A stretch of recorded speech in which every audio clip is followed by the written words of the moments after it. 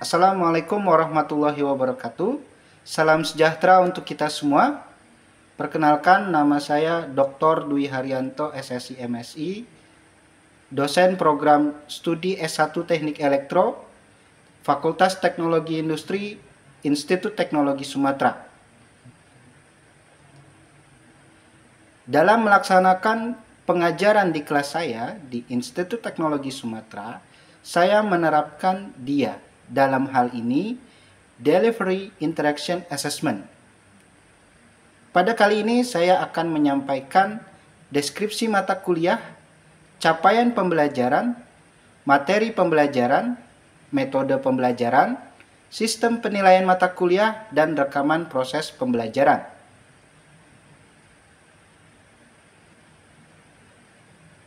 Deskripsi mata kuliah yang saya ampu yaitu sistem digital dengan kode EL2103.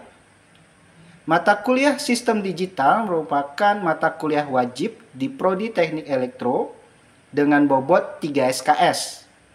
Dalam hal ini diperuntukkan untuk mahasiswa semester 3. Deskripsi singkat mata kuliah sistem digital yaitu pembahasan mata kuliah sistem digital mengenai dasar-dasar desain logika digital yang meliputi rangkaian logika kombinasional dan sekuensial, perangkat logika yang dapat diprogram, bahasa deskripsi perangkat keras, dan computer aided design.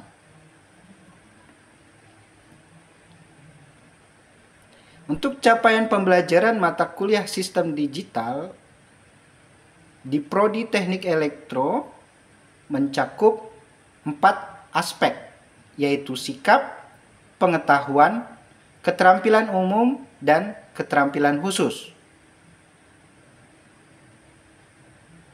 Untuk capaian pembelajaran mata kuliah sistem digital terdiri dari 6 capaian. Yang pertama, mahasiswa mampu menerapkan konsep sistem digital dalam rangkaian elektronika dengan benar. Kemudian, mahasiswa mampu memahami dan menerapkan sistem konversi bilangan biner, heksadesimal, dan oktal. Ketiga, mahasiswa mampu melakukan transformasi aljabar Boolean menggunakan teorema aljabar Boolean dan peta Karnaugh, dapat menemukan sum of product dan product of sum, dan merancang rangkaian kombinasional yang sesuai menggunakan gerbang logika AND, OR, NAND, dan NOR.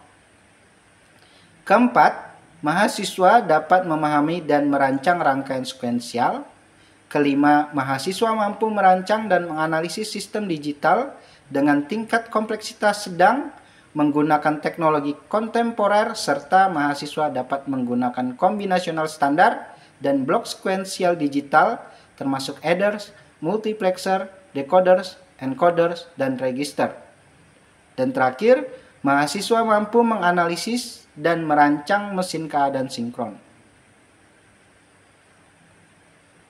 Untuk materi pembelajaran mata kuliah sistem digital terdiri dari 1. Sistem digital, 2. Aljabar Boolean, 3. Penyederhanaan fungsi Boolean, 4. Implementasi keymap, 5. Rangkaian kombinasional, 6. Rangkaian sekuensial, dan terakhir rangkaian sekuensial sinkron. Pustaka yang digunakan dalam mata kuliah sistem digital diantaranya karya Brown, Fundamental Digital Logic and VHDL, Gifford, Yarborough, Nelson, dan beberapa hasil karya dari dosen pengampu sebagai studi kasus dalam mata kuliah ini. Untuk metode pembelajaran mata kuliah sistem digital yaitu dalam bentuk kuliah dan ceramah. Selain itu diterapkan juga metode diskusi kelompok, penugasan, dan research-based learning.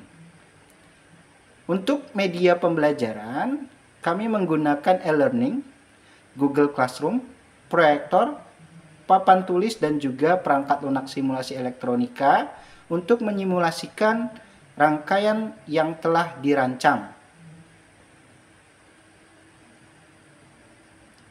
Sistem penilaian mata kuliah sistem digital, diantaranya kriteria penilaian, di mana asesmen pertama yaitu evaluasi tengah semester untuk mengevaluasi capaian mata kuliah 1, 2, dan 3 dengan nilai bobot 25%. Evaluasi akhir semester untuk mengevaluasi capaian mata kuliah 4, 5, dan 6 dengan nilai bobot 25%. Serta juga diadakan kuis dan tugas struktur dengan masing-masing bobot 15% dan 10%. Di minggu terakhir, tepatnya di minggu ketiga terakhir perkuliahan, akan dilaksanakan tugas riset based learning secara kelompok, di mana mahasiswa secara berkelompok menyelesaikan studi kasus mengenai teknik elektroan menggunakan sistem digital dan materi yang telah disampaikan di kelas. Untuk kategori penilaian, nilai akhir lebih besar dari 78 mendapatkan nilai A, sementara kurang dari 45 akan mendapatkan nilai E atau tidak lulus. Oke, selanjutnya video pembelajaran.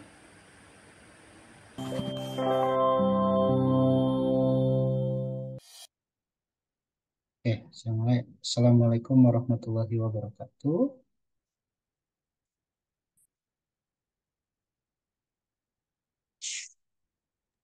Waalaikumsalam warahmatullahi wabarakatuh. Ya, untuk memulai pertemuan hari ini baiknya kita berdoa. Berdoa menurut kepercayaan masing-masing. Berdoa mulai.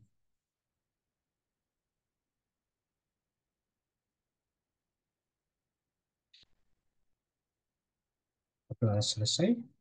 Oke, bagaimana hari ini? Bagaimana keadaan hari ini? Alhamdulillah baik Pak. Alhamdulillah. Baik, Pak. Sehat, Pak. Ya, saya sambil share screen-nya. Screen dua.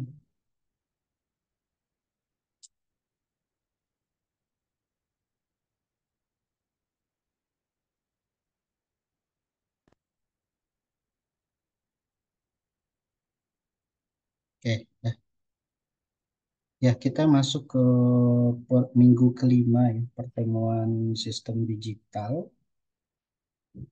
Artinya 2 minggu lagi kita akan menghadapi UTS ya. Harapannya tetap jaga kesehatan, ya, semangat, ya.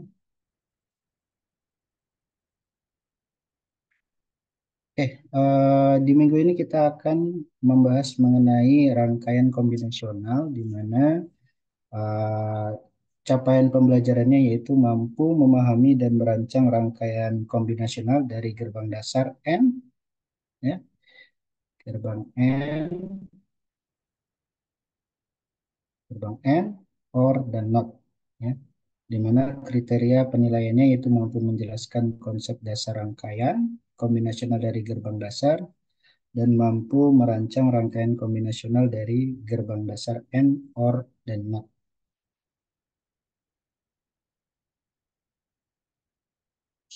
Ya, sebelum lanjut ke bahasan pokok pada materi ini, baiknya kita review dulu ya pertemuan sebelumnya.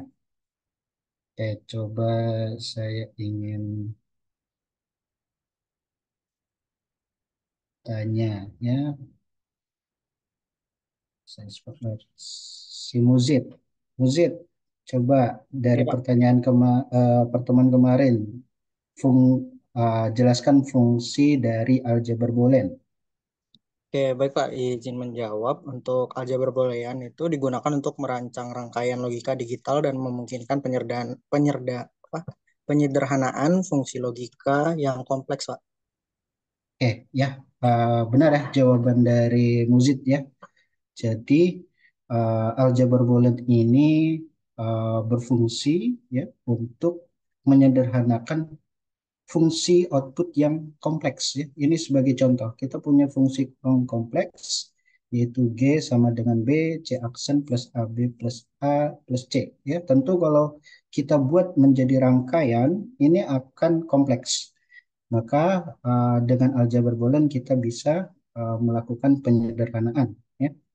Dari sini kita susun ya persamaan yang kompleks tersebut, kemudian kita kelompokkan ya dari ini ya dari fungsi ini kita dapat kelompokkan dan aplikasikan aturan 2.6 ya ini 2.6 di mana A plus A kali B sama dengan A ya, maka kita dapatkan A di sini. Selanjutnya kita aplikasikan 2.9 A plus A negasi B sama dengan A plus B ya, kita misalkan A-nya sebagai C di sini, maka kita dapat C plus B ya.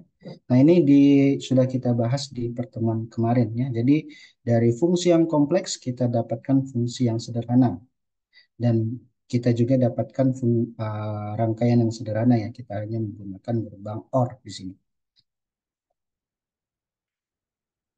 Oke, kita masuk ke pokok bahasan hari ini ya. Jadi hari ini kita akan coba merancang rangkaian logika kombinasional menggunakan sum of product ya. Jadi sum of product ini adalah suatu metode di mana kita memanfaatkan persamaan Boolean sum of product yang terdiri dari dua atau lebih operasi n ya, produk atau perkalian yang diorkan menjadi satu ya.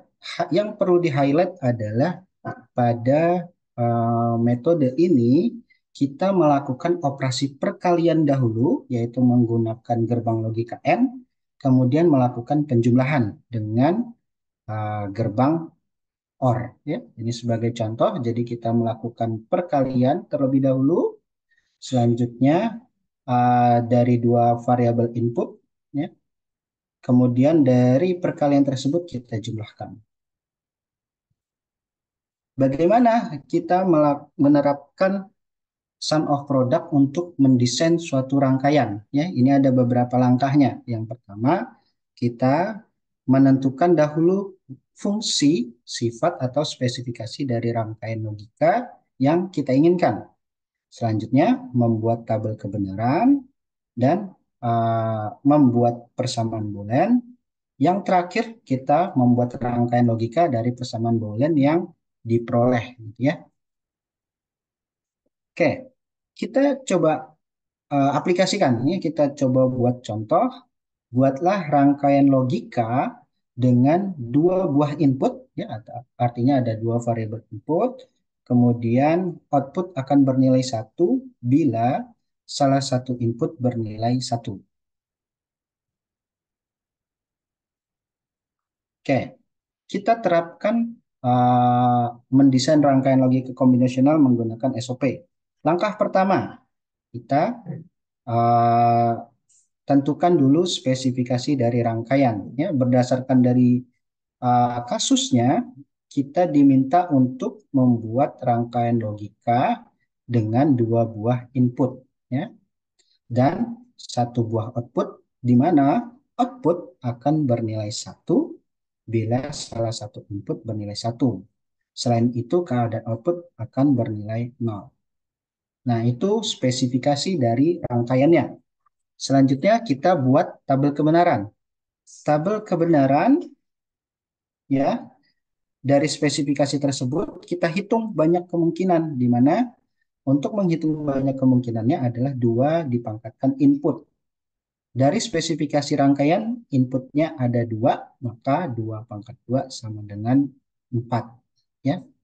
Dari hal tersebut, maka kita buat 4 kemungkinan untuk input A, 4 kemungkinan untuk input B. Ya. Oke, artinya akan ada kemungkinan input A bernilai logika 0, 2 kali, kemudian akan berlogika 1, 2 kali juga.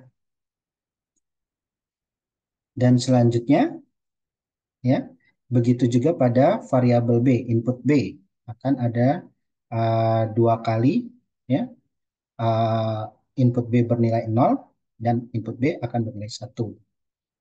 Selanjutnya kita tarik dari spesifikasi rangkaian untuk nilai output. Andaikan outputnya adalah X, ya. Output akan bernilai 1 apabila salah satu input bernilai 1. Ya. Maka yang menjadi fokus kita adalah apabila salah satu input bernilai 1. Ya. Artinya ada di baris 2 dan di baris 3. Ya. Oke, ya kita peroleh. Maka untuk di baris 2 akan bernilai 1. Ya, di baris 3 juga akan bernilai 1. Nah, bagaimana caranya agar hasil output bernilai 1 untuk baris kedua dan untuk baris ketiga? Oke. Ingat perkalian, ya. Kalau 0 kali 1 tentu bukan hasilnya 1, ya. Oleh sebab itu, input A harus dinegasikan dulu, ya. A-nya dinegasikan dulu agar 0 dinegasikan menjadi 1, ya. Maka 1 kali 1 akan hasilnya 1. Begitu juga untuk baris ketiga. Baris ketiga, ya. Bagaimana caranya agar outputnya bernilai 1, sementara 1 kali 0 hasilnya 0, ya. Maka B-nya dinegasikan, ya. Nah, kita sudah memperoleh produk produk, ya, perkalian dari dua buah input AB dari baris kedua dan baris ketiga, ya. Kemudian selanjutnya adalah melakukan menarik dari tabel kebenaran tersebut persamaan booleannya, ya. Nah, tulis operasi N untuk setiap output yang bernilai 1, yaitu di baris kedua dan baris ketiga, ya. Kemudian tulislah persamaan dengan mengorkan semua bagian, ya. Dengan demikian, kita peroleh persamaan boolean untuk kasus ini adalah X sama dengan A, ini untuk A negasi B ini berasal dari baris kedua, ditambah B negasi itu dari baris ketiga. Ya. Dan langkah terakhirnya adalah kita membuat rangkaian logika dari fungsi yang kita peroleh. Ya. Oke, ada dua buah input. Ya, ada dua buah input A dan B. Maka ada dua buah input A dan B. Untuk suku yang pertama, A negasi B, berarti A-nya dinegasikan, yaitu menggunakan gerbang NOT, kemudian dikalikan dengan B. Artinya input B dan input A negasi dihubungkan dengan gerbang N. Selanjutnya, untuk suku yang kedua, input A dikalikan B NOT, ya, B-nya dinegasikan dan dihubungkan dengan gerbang N. Kedua gerbang N disatukan dengan penjumlahan positif, maka dapatlah kita hubungkan dengan gerbang OR. Dengan demikian, rangkaian logika untuk kasus yang sedang kita bahas adalah seperti berikut. Oke, sampai sini ada pertanyaan? Izin bertanya, Pak. Oke, baik. Ya, silakan Rahmi. Hmm. Izin bertanya diri, nama saya Rahmi. Izin bertanya, Pak. Bagaimana keunggulan dan kelemahan dari merancang rangkaian kombinasi ini menggunakan sum of product atau SOP, Pak? Oke, ya, pertanyaan yang Terima bagus kasih. ya dari Rahmi, ya. Jadi, apa keunggulan dan kelemahan dari merancang rangkaian logika menggunakan sum of product, ya? Ya, yang pertama untuk sum of product itu tadi ya kita pelajari simple atau sederhana. Kemudian juga dapat mudah diimplementasikan untuk kebutuhan praktis, ya. Dan kita lihat kita menggunakan gerbang dasar ya. Jadi menggunakan keunggulan dari menggunakan SOP ini kita bisa mengaplikasikan gerbang-gerbang dasar seperti gerbang NOT, AND, dan OR ya.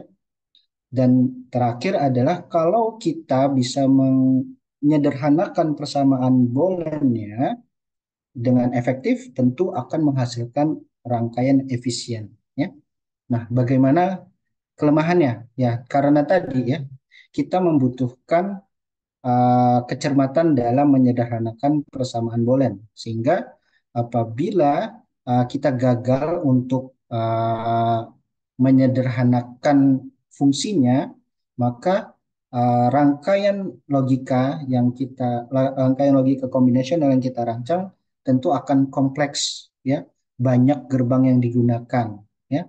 Kalau banyak gerbang yang digunakan, akhirnya butuh biaya ya, butuh biaya. Selain biayanya tinggi, juga tentu membutuhkan konsumsi daya yang tinggi karena banyak gerbang yang digunakan gitu ya. Seperti itu, Rahmi. Baik, Pak. Terima kasih. Ya, terima kasih Rahmi atas pertanyaannya. Oke, kita coba lanjutkan ya. Kita ambil coba studi kasus. Ini studi kasus dari pelatihan aplikasi instrumentasi dan otomasi berbasis programmable logic controller ya. Juga sudah dipublikasikan di model ruang penyimpanan makanan berbasis PLC sebagai media pembelajaran aplikasi instrumentasi dan otomasi ya. Studi kasusnya seperti ini.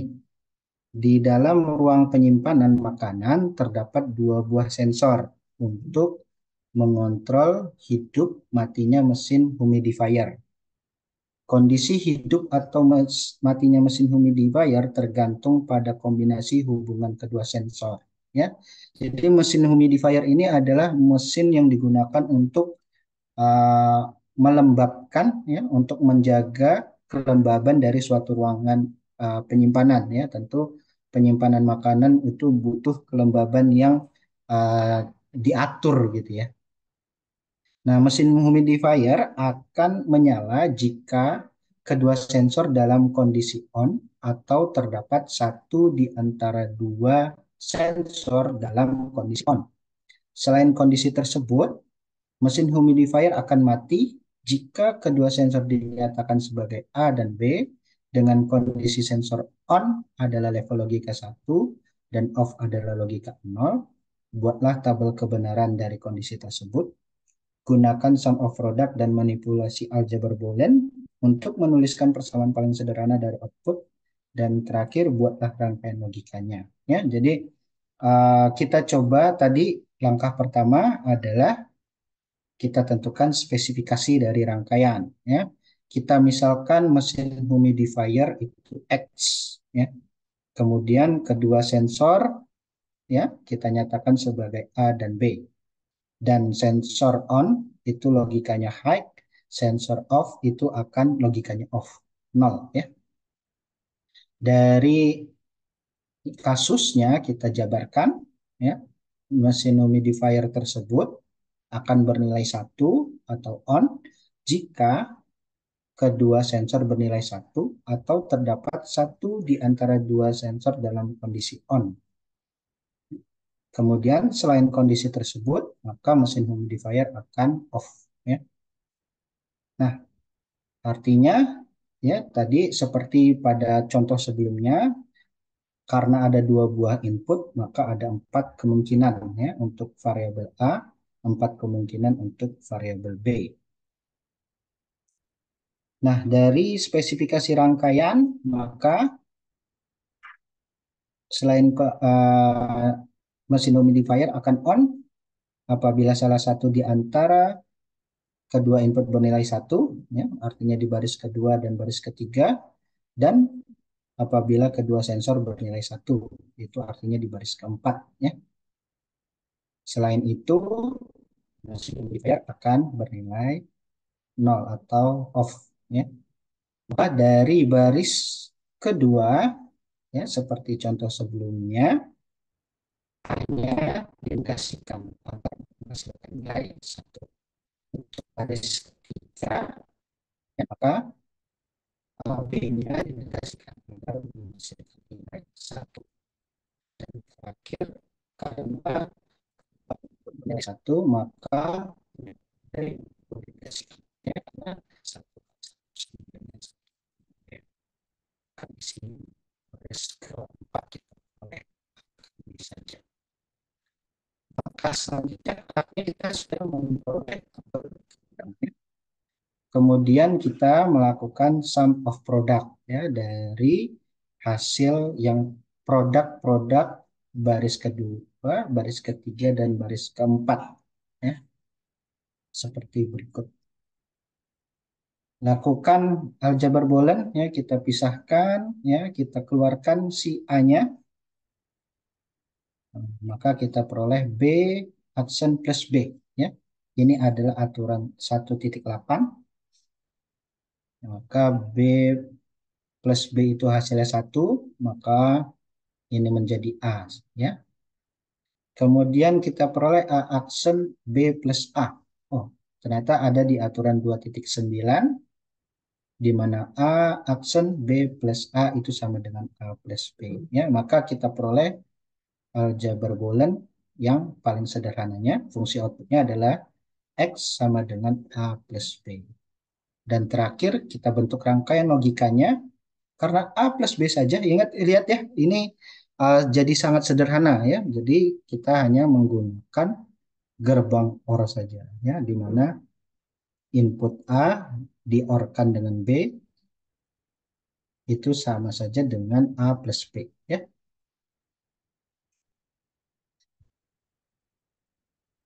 Oke, ya ini untuk diskusi kelompok ya, nanti saya akan upload di Google Classroom ya. Silahkan diskusikan bersama kelompok dari kasus ini ya, di mana ya sebuah kettle uap pada PLTU memiliki sensor 3 buah, yaitu sensor level air, sensor suhu, sensor tekanan. Alarm akan menyala saat sensor level dan suhu menyala atau sensor level air dan tekanan menyala. Ya, silakan diskusikan secara berkelompok ya. Oke. Sebelum kita akhiri pertemuan hari ini, saya ingin satu mahasiswa menyimpulkan. Coba saya minta Farel. Farel, coba simpulkan pertemuan hari ini. Baik Pak, izin menjawab Pak. Untuk kesimpulan dari materi kita pada pertemuan hari ini adalah bagaimana kita dapat merancang rangkaian kombinasional menggunakan metode SOP atau sum of product, di mana untuk menggunakan metode ini langkah-langkahnya adalah yang pertama menentukan spesifikasi dari rangkaian logika yang ingin kita buat. Yang kedua, membuat tabel kebenaran dari spesifikasi rangkaian logika yang telah kita tentukan sebelumnya. Yang ketiga, membuat persamaan boolean dari tabel kebenaran pada langkah sebelumnya. Dan yang keempat, membuat rangkaian logika dari persamaan boolean yang sudah dibuat. Mungkin seperti itu, Pak. Oke, ya. Ya, kesimpulan yang baik ya dari Farel, terima kasih. Ya, jadi untuk metode ya sum of product dalam merancang rangkaian kombinasional ya menggunakan sum of product, kita pertama menentukan spesifikasi rangkaian logika, membuat tabel kebenaran, membuat persamaan boolean, dan terakhir membuat rangkaian logika dari persamaan boolean yang kita peroleh. Oke, terima kasih. Itu pertemuan kita hari ini. Saya akhiri. Assalamualaikum warahmatullahi wabarakatuh. Waalaikumsalam Waalaikumsalam warahmatullahi warahmatullahi wabarakatuh. wabarakatuh. Terima kasih Pak. Semua. Ya, terima kasih.